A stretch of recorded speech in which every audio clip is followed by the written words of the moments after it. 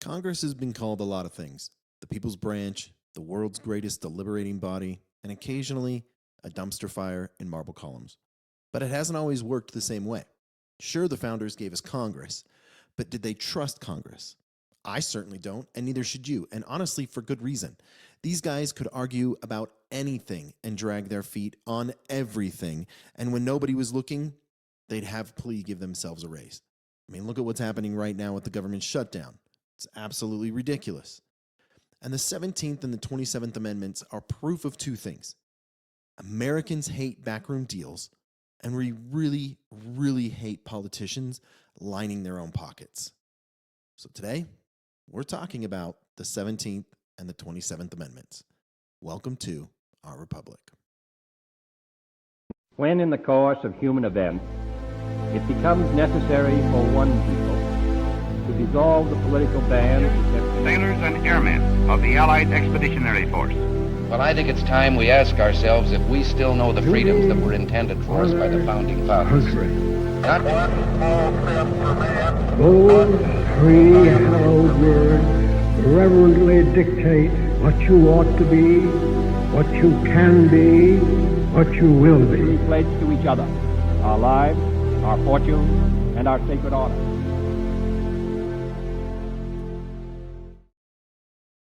The 17th Amendment from 1913, direct election of senators.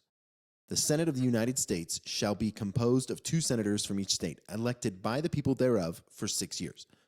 The original design, the founders gave the House to the people and the Senate to the states. Senators were picked by state legislators, not voters, to make sure the states themselves had a voice in Washington.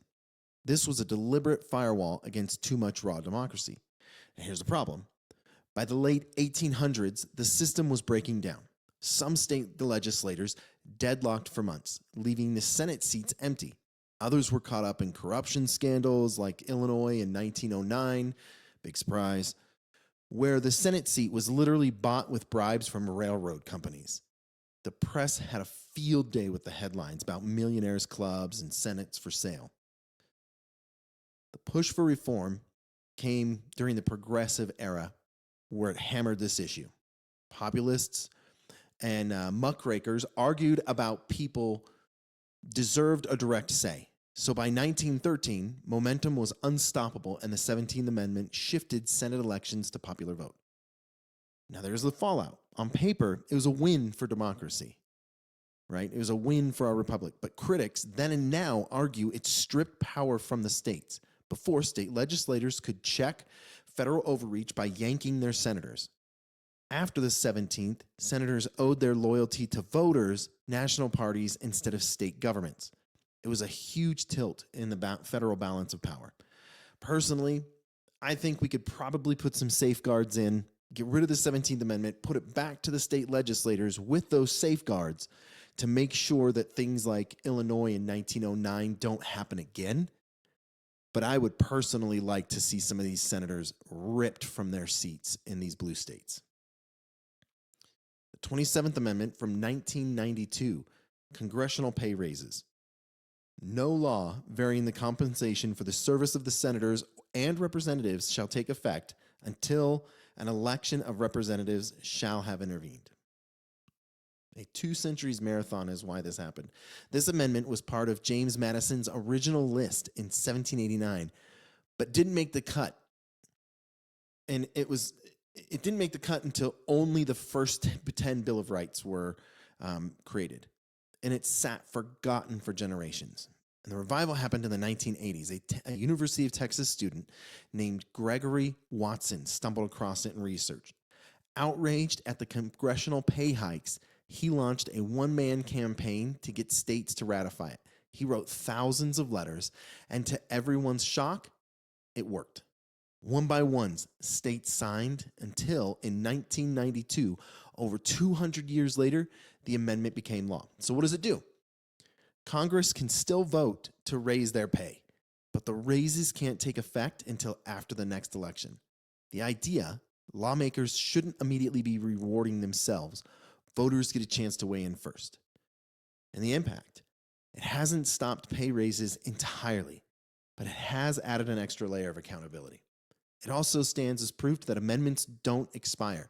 If the people push hard enough, even a forgotten idea from 1789 can become law. Now, personally, I don't think congressmen and congresswomen or state representatives should be getting pay raises. I don't. They barely do their job as it is now. Why would we want to pay them? Why would we want to pay them more? In my opinion, we need to figure out better ways to remove the individuals that are there that aren't doing their jobs or criminally doing their jobs, most of the blue state ones. We need to figure out ways to get rid of them and put people that follow the Constitution in their place. Sorry, that's my rant. I don't give a rip if you agree or not. If you don't like it, go watch a different show. The 17th and the 27th Amendments weren't about lofty ideas. They were about keeping politicians in check.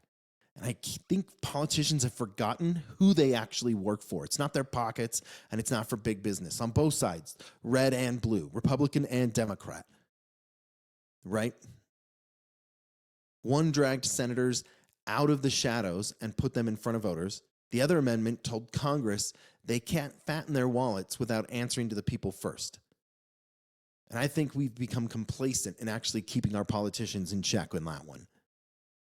Together, they are a reminder that Americans don't just write rules for government. We can put chains on it, and we should be.